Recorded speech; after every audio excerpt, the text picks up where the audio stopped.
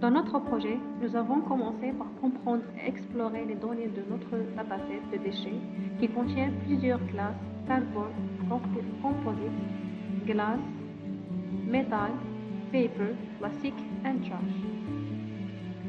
Nous avons inspecté les images, vérifié leur qualité, supprimé les images manquantes ou corrompues et redimensionné chaque image pour uniformiser le dataset.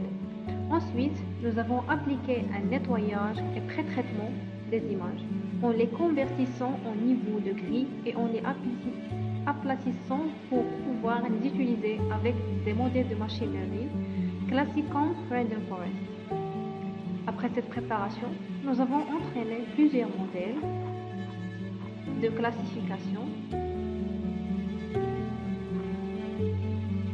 pour identifier automatiquement les types de déchets sur de nouvelles images. Nous avons comparé les performances de modèles tels que KNN, CVM, Random Forest, Decision Tree, Logistic Regression and Gradient Post. Et sélectionner le modèle le plus performant pour notre application. Enfin, nous avons développé une application web interactive qui permet à l'utilisateur de classifier les déchets soit en téléchargement d'une image, soit en utilisant webcam en temps réel.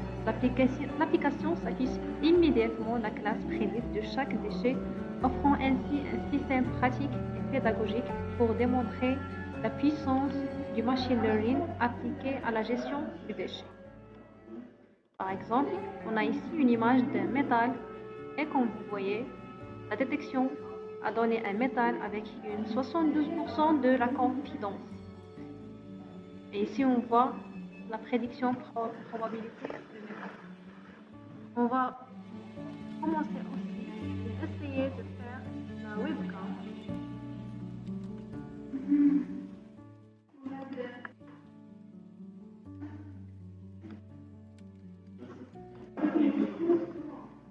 On a donné comme exemple un papier.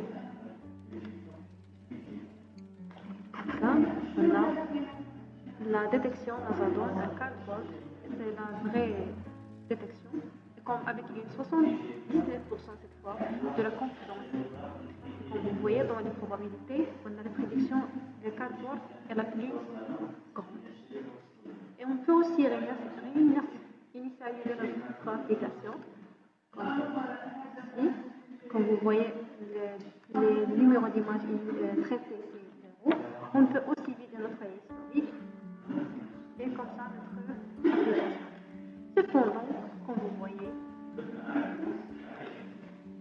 la précision de notre projet, pour l'améliorer, il faut faire une étude de deep learning dans la prochaine vidéo qui apprend directement des images brutes et est capable de capturer des caractéristiques plus complexes pour des prédictions